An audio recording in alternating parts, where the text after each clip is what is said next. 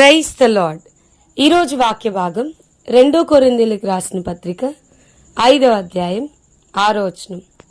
వెలిచూపు వలన కాక విశ్వాసము వలననే నడుచుకొనుచున్నాము. ఈరోజు ఈ వాక్య భాగం ద్వారా దేవుడు మనతో మాట్లాడుతూ ఉన్నారు. ఈ 2 కొరింథీయులకు రాసిన పత్రిక 5వ అధ్యాయం 6వ వచనం కనుక మనం చూస్తే పౌలు గారు ఎంతో స్పష్టంగా వెలిచూపు వలన మేము నడిపించబడ్డం లేదు, విశ్వాసం వలన నడిపింపబడుచున్నాము అని చెప్తా ఉన్నారు. సో క్రైస్తవులంగా మనం వెలిచూపు వలన నడిపించబడే వరంగా కాకుండా what you are see with your eyes, మన కన్నులతో మనం చూసేదాన్ని బట్టి కాకుండా, మన చెవులతో మనం వినేదాన్ని బట్టి కాకుండా, విశ్వాసం వలన మన నడక ఎలాగో మనం నేర్చుకోవాలి.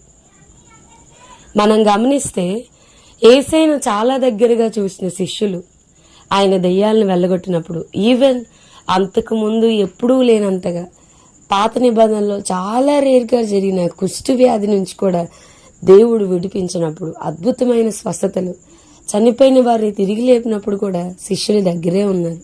ఈవెన్ ఆఫ్టర్ 4 days లాజరు విషయంలో 4 రోజుల తర్వాత లేపినా కూడా శిష్యులు అడుగుతా ఉన్నారు, ప్రభా నీలాగా అద్భుతాలు ఎట్లా చేయాలో, నీలాగా దెయ్యాలను ఎట్లా పారద్రోలాలో, నీలాగా అని వేరువేరు ఏం అడగట్లేదు. కానీ వారు దగ్గరగా గమనించి యేసయ్యలో గమనించింది ఏంటంటే ఆయన విశ్వాసము వలన నడుచుచున్నారు అని. అందుకని ఆయన అడుగుతా వచ్చారు, అయ్యా మా విశ్వాసాన్ని వృద్ధి పొందించు. అందుకని యేసయ్య ప్రతిసారి మనం గమనిస్తే తుఫాను, సముద్రంలో వారు ప్రయాణం చేస్తున్నప్పుడు కూడా తుఫాను వచ్చినప్పుడు ఆయన అన్నారు, అల్ప విశ్వాసులారా, డైరెక్ట్గా మీకు చాలా అల్పమైన విశ్వాసం ఉంది అని చెప్పాను. సో మన పితరులు కూడా కనాను చూడడానికి వెళ్ళినప్పుడు కొంతమంది ఏమో ఇది మన వల్ల కాదు, వాళ్ళ ముందు మనం మెడతల దండలాగా ఉన్నాం, మన వల్ల కాదు, వారు నరమాంస భక్షకులు, మన పరిస్థితి అయిపోయింది అని వారు తీసుకొచ్చిన చెడ్డ రిపోర్టుని బట్టి అనేక మంది ఇశ్రాయేలీలు గుమికూడి వెలుగెత్తి బిగ్గరగా ఏడుస్తా ఉన్నారు. మేము తిరిగి వెనక్కి వెళ్ళిపోవాలనుకున్నాం. కానీ ఇద్దరు మాత్రం మేం కాదు, దేవుడు మనకు ఆ స్థలాన్ని అప్పగించడానికి సమర్థుడు, మనం ఆ స్థలాన్ని తప్పకుండా మనం ఆ కణాన్ని మనం ఆక్రమించుకోగలం అని చెప్తున్నారు. అర్థమవుతుందా అండి? అందరు చూసింది ఒకే స్థలమైన రిపోర్ట్లు వచ్చింది వేరు. సో మీరు బాగా ఆలోచించండి.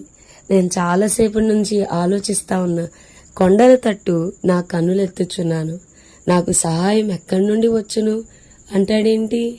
నాకు అర్థం కాలేదు.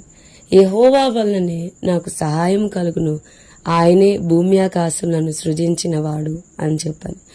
సో కొండల తట్టు మన కన్నులెత్తడం ఏంటి అని చూస్తే మన కన్నులు ఎప్పుడూ పైకే ఉండాలి. విశ్వాసం వలన అంటే దేవుని మీద ఆధారపడడం ఎలాగో నేర్చుకోవాలి. ఏ మనిషి సహాయం చేస్తారు, ఎవరు నాకు ముందుకు వస్తారు, ఎవరిని బట్టి నేను ధైర్యం తెచ్చుకోవాలని మనుషుల వైపు చూడొద్దు. ఆనాడు అబ్రహాం గారిని చూస్తే నేను నీకు ఇదంతా ఇచ్చేస్తాను అని చెప్పని రాజు అన్నప్పుడు అంటున్నాడు, నాకు ఏమీ వద్దు, ఒకవేళ నీ దగ్గర నేను తీసుకుంటే గనక రేపు దేవుడు నన్ను ఆశీర్వదించినప్పుడు నిన్ను బట్టే అని అంటావు. సో వద్దు అని చెప్పని ఏమీ తీసుకోకుండా ముందుకు కొనసాగిపోయినట్లు మన జీవితంలో కూడా ఒకవేళ మనుషులు మనకి సహాయం చేస్తే దానికోసం మనల్ని చాలా విధాలుగా మాట్లాడతారు. సో కొండల తట్టు మన కన్నులు ఎలా ఎత్తాలో మనం నేర్చుకోగలగాలి. యెహోవా వలననే నాకు సహాయం కలుగును. అందుకే ఒక పాట ఉన్నాయి కదండి, నా మౌనమే నిన్ను మాట్లాడింప చేసేది, నా నిస్సహాయ స్థితే నువ్వు సహాయం చేసేలా నేను ఆకర్షించేది అని చెప్పండి. మన నిస్సహాయ స్థితి తప్పకుండా ప్రభువుని ఆకర్షిస్తుంది. వాక్యం వింటున్న ప్రియమైన వారులారా, మన అవమానం ఆయనకు అవమానమే, మన నింద ఆయన నింద, ప్రతిదీ నాకే కలుగుతుంది, నాకే జరుగుతుంది అని అనుకోవద్దు. నీకంటే ముందు ప్రతిదీ అది ఆయనకు కూడా సంబంధించింది. సో దయచేసి వెలిచూపుని బట్టి కాక, డాక్టర్స్ రిపోర్ట్ని బట్టో, నీ చుట్టూ ఉన్న పరిస్థితులను బట్టో, నీ చుట్టూ మాట్లాడుతున్న మనుషుల మాటలను బట్టో నడిపింపబడక విశ్వాసం, దేవుని పాదాల దగ్గర కూర్చుని విశ్వాసాన్ని నేర్చుకుందాం. విశ్వాసం అన్నది నిరీక్షింపబడి వాటి యొక్క నిజస్వరూపమును అదృశ్యమైనవి ఉన్నవంటకు రుజువునై ఉన్నదని వాక్యం చెప్తుంది. అదృశ్యమైనవి నీ కంటికి కనబడింది ఉన్నది అని నమ్మడమే విశ్వాసం. నీ కంటికి కనబడేదాన్ని నమ్మొద్దు. నీ కంటికి కనబడింది బియాండ్, నువ్వు చూడలేంది కూడా నువ్వు నమ్మడమే విశ్వాసం అని చెప్తుంది.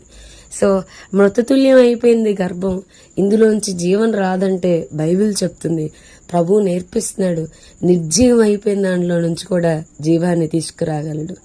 అయ్యా ఇక్కడ మొత్తం అచ్చంగా ఎండిపోయిన ఎముకలు ఉన్నాయి, ఇక్కడ ఏమీ లేదు, మొత్తం డ్రై బోన్స్ అని అంటే దేవుడు మనకి నేర్పిస్తున్నాడు నమ్మాలి. ఈ ఎండిపోయిన ఎముకలు కూడా మాట్లాడితే ఇవి ఒకటొకటి ఒకదానికొకటి శబ్దం చేసుకుంటా వచ్చి అతగలవు. వాటిని నరములు, మాంసము, చర్మము కప్పగలదు. చర్మం మాత్రమే వచ్చి అలా బొమ్మలాగా నిలబెడితే కాదు, జీవము చేత నిర్జీవమైన వాటిల్ని మరలా జీవం చేత దేవుడు నింపగలడు. నీవు ఆరాధన చేసే దేవుడు ఆనాటి దేవుడు మాత్రమే కాదు. ఒకవేళ అప్పుడు మాత్రమే నువ్వు కార్యాలు చేసావయ్యా అని దేవుని మనం స్తుతిస్తే మనకంటే దౌర్భాగ్యులు ఎవరుండరు. ఈ రోజు కూడా నువ్వు కార్యాలు చేయగలవు, నా జీవితంలో కూడా నువ్వు కార్యాలు చేయగలవని నమ్ముదాం. వెలిచూపుని బట్టి కాక విశ్వాసంతో ముందుకు అడుగులు వేద్దాం. దేవుడు అలాంటి ఉన్నతమైన భాగ్యాన్ని మనందరికి ఇచ్చునుగాక. ఆమేన్. God bless you. ప్రార్థన చేద్దాం. ప్రభువా మీకు వందనాలు, ఈరోజు వాక్య భాగం ద్వారా మీరు మాతో మాట్లాడినందుకు వందనాలు. వాక్యం వెంటనే మా ప్రియులైన వారిని అందరినీ దీవించమని యేసు నామమున అడిగి వేడుకొంచున్నాం తండ్రి. Amen. God bless you and have a blessed day.